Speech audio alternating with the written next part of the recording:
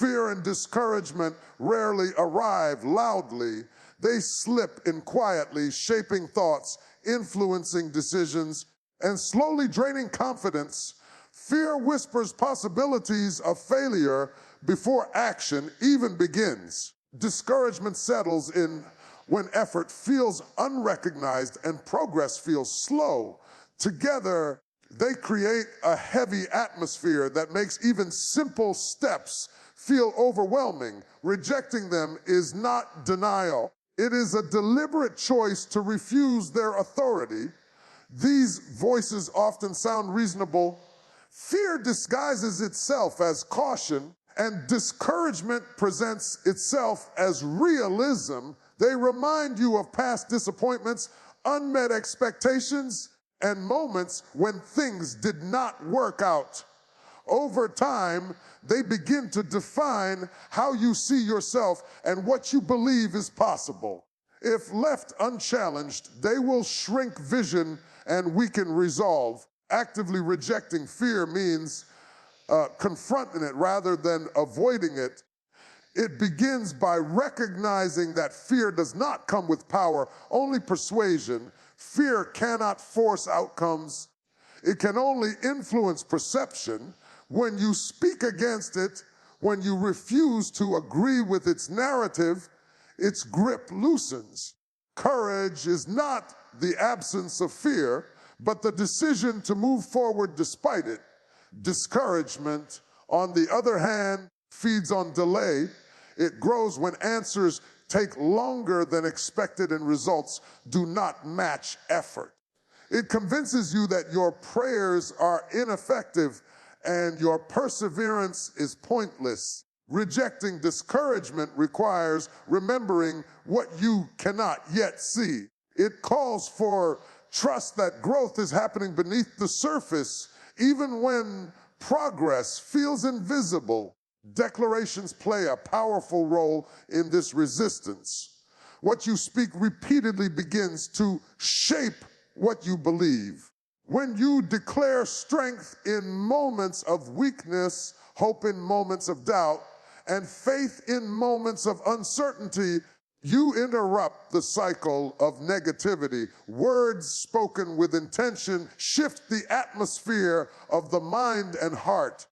They reframe reality through truth rather than emotion. Replacing fear and discouragement is not about forced positivity.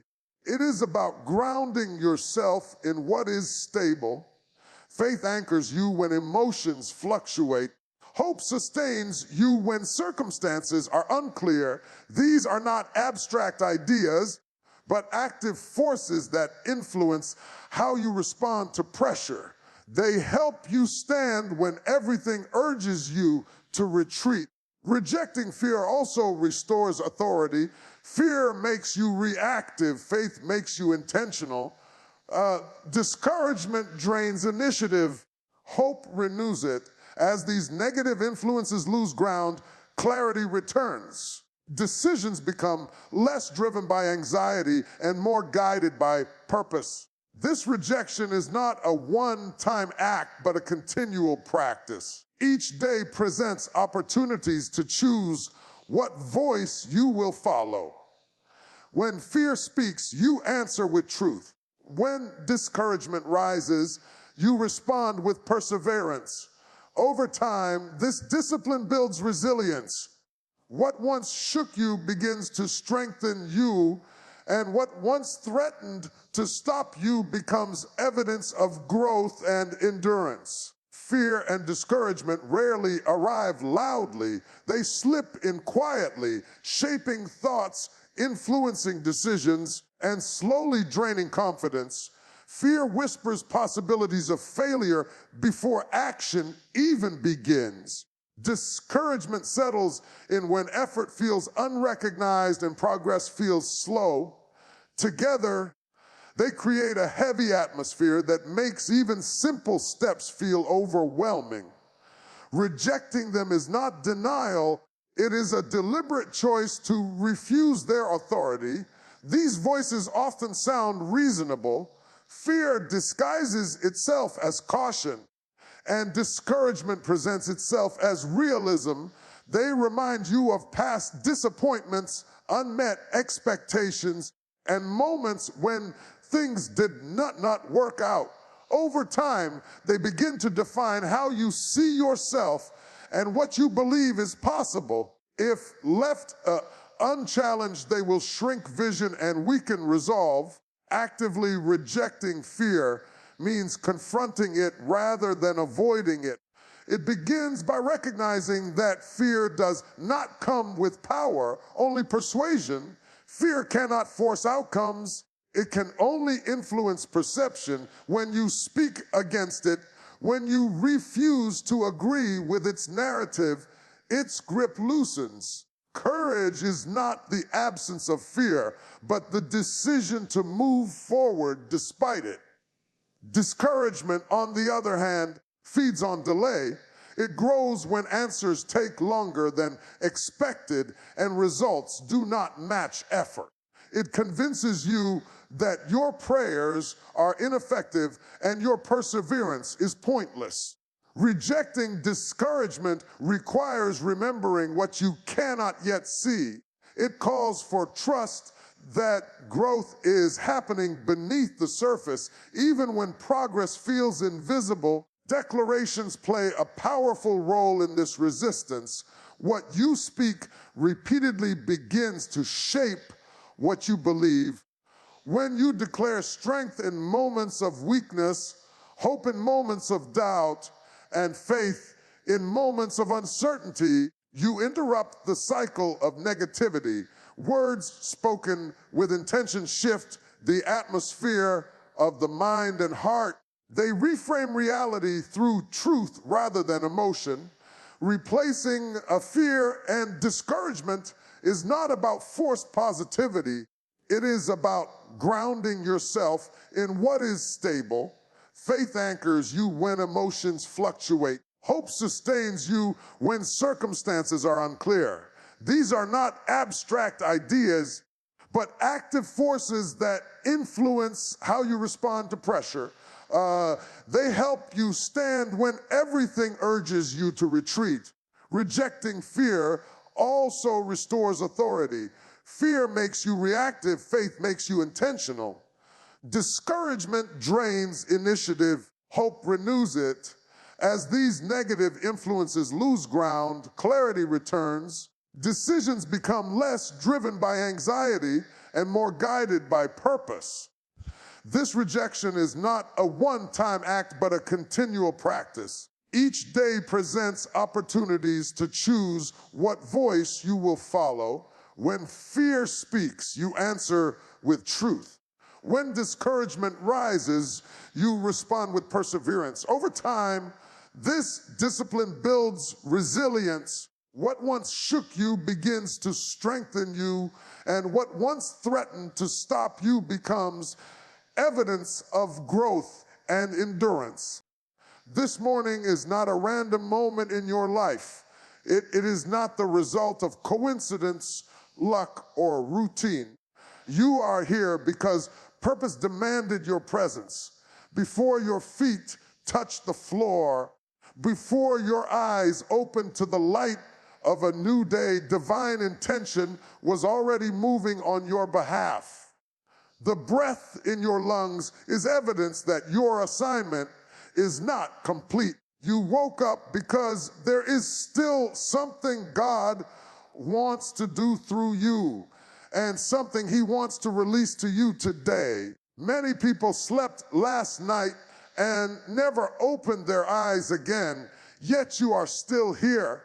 That alone speaks volumes. It means mercy found you, grace remembered you, favor surrounded you even while you were unaware. This day has been carefully positioned in your journey, not as an accident, but as an appointment.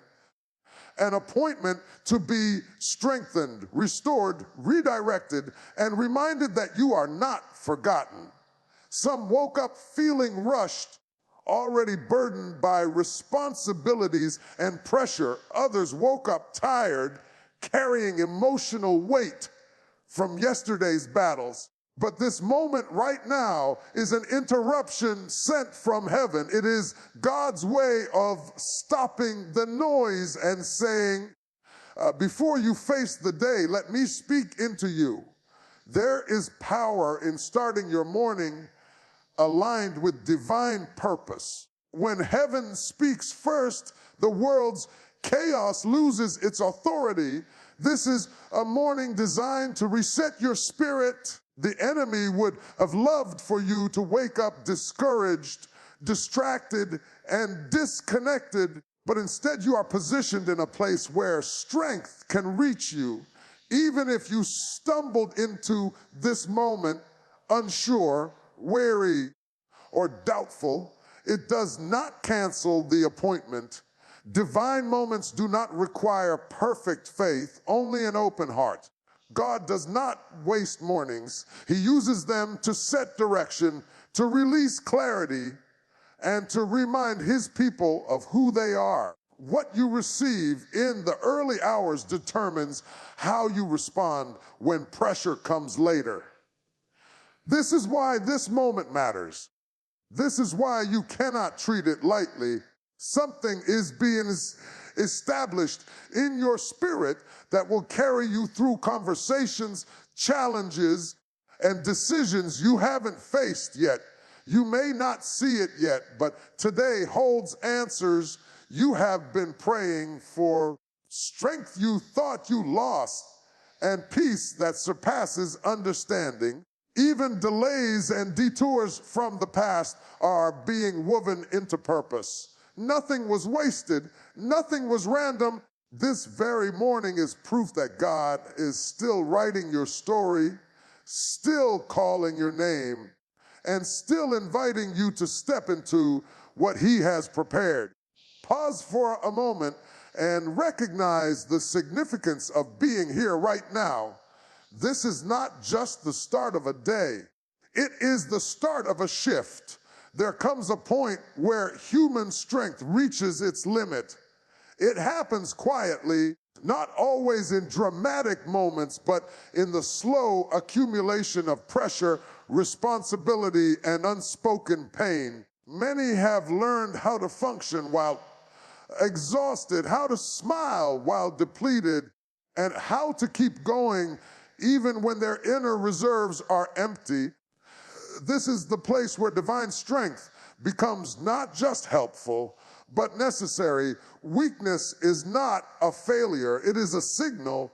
It is the body, mind, and spirit saying that what you have been carrying was never meant to be carried alone. Too often, people interpret weariness as defeat, but weariness is actually an invitation. It is an open door for God to step in and do what human effort can no longer sustain. God specializes in meeting people at the point of their exhaustion. He does not wait for perfection, composure, or polished faith. He comes when voices are tired from praying the same prayer, when hands are tired from holding everything together, and when hearts are tired from believing without seeing. Strength from God does not arrive as adrenaline, it arrives as renewal. It rebuilds from the inside out. There are those who feel broken emotionally, worn down by disappointment and loss. Others feel weak physically, battling sickness, pain, or chronic fatigue. Some are spiritually drained, struggling to feel connected or hopeful. Divine strength addresses all of it. It does not separate the soul from the body or the heart from the mind. It reaches into every place where life has taken more than it has given. This strength is not loud or forceful. It is steady. It lifts you without rushing you. It stabilizes you when everything around you feels uncertain. Instead of pushing you harder, it teaches you how to stand again. Where panic once ruled, peace begins to grow. Where fear once whispered defeat, courage quietly takes root. God's strength also restores identity. Prolonged struggle has a way of distorting how people see themselves. Weariness can convince you that you are weak, incapable, or behind. But divine strength reminds you that you are still chosen, still capable, and still supported. You are not defined by how tired you feel. You are defined by the power that sustains you. This strength carries you forward even when circumstances remain unchanged. It does not always remove the battle immediately, but it changes how you face it. You discover that you can endure without breaking, believe without collapsing, and hope without denial. The load may still be heavy, but you are no longer carrying it alone. When God strengthens the weary, he does more than give energy. He restores confidence, renews faith, and reawakens purpose. What felt impossible begins to feel manageable. What once overwhelmed you begins to lose its grip. You may not notice the shift all at once, but step by step, you realize you are standing again, breathing again, believing again. Beginning the day with a sense of victory changes everything. It shifts the posture of the heart from reaction to confidence. Instead of waiting to see what challenges may arise, you move forward with the assurance that you are already covered, already supported, and already guided. This mindset does not come from ignoring reality, but from trusting that you are not facing it alone. Divine covering brings peace before pressure appears. It is the awareness that there is protection surrounding you over your thoughts, your steps, and your decisions. When you know you are covered, fear loses its urgency. You no longer rush into situations driven by anxiety, nor do you withdraw because of uncertainty. You walk steadily, grounded in confidence rather than caution. This covering also brings clarity. When you start the day aligned with divine guidance, distractions lose their power. Confusion fades as focus sharpens. You become more discerning about what deserves your energy and what does not. Instead of reacting to every demand, you respond with wisdom. This clarity helps you navigate conversations, responsibilities, and unexpected challenges without losing balance. Walking in this assurance also strengthens resilience. Difficult moments still come, but they do not define the day. Setbacks become temporary interruptions rather than permanent obstacles. You learn to recover quickly because your foundation is stable. Confidence rooted in divine presence allows you to remain calm when situations shift and outcomes are uncertain. Victory at the beginning of the day also influences attitude. Gratitude replaces frustration. Patience grows where irritation once ruled. Even small moments carry meaning when you move through the day with awareness rather than haste. This posture affects how others experience you, creating an atmosphere of calm and assurance that extends beyond yourself. Divine covering does not mean the absence of effort. It empowers effort. You still work, decide, and engage fully, but without carrying unnecessary weight. The pressure to control outcomes diminishes because trust takes its place. You do your part while relying on guidance beyond your own understanding. This sense of being covered also restores courage. When you know you are not exposed, you are more willing to step forward, speak up, and take necessary risks. Confidence grows not from self-reliance, but from knowing you are supported. You are more open to opportunities and less paralyzed by potential failure. As the day unfolds, This assurance continues to work quietly. It influences how you interpret challenges and how you respond to success. You remain steady, neither overwhelmed by difficulty nor distracted by achievement. Peace becomes the constant undercurrent, guiding you through every moment. Starting the day this way sets the tone for everything that follows. It creates a rhythm of trust, clarity, and confidence that carries you through the unknown with strength and composure. Prayer is not a ritual meant to fill silence or a habit reserved for desperate moments. It is a sacred exchange, a meeting point where human limitation encounters divine sufficiency. When prayer is entered with sincerity, something always changes. Even when circumstances remain the same on the surface, there is movement in the unseen. What you bring into prayer matters, because prayer is the place where burdens are transferred and strength is received. Many people come into prayer carrying more than they realize. They bring fear shaped by uncertainty, wounds formed by disappointment, and fatigue accumulated over time. These weights are not meant to be hidden or managed alone. Prayer creates space for honesty where weakness is not judged but welcomed. In that space, nothing has to be explained or defended. God already knows what you are carrying, yet He invites you to place it in His hands. This exchange requires surrender, not performance. It is not about finding the right words or maintaining perfect focus.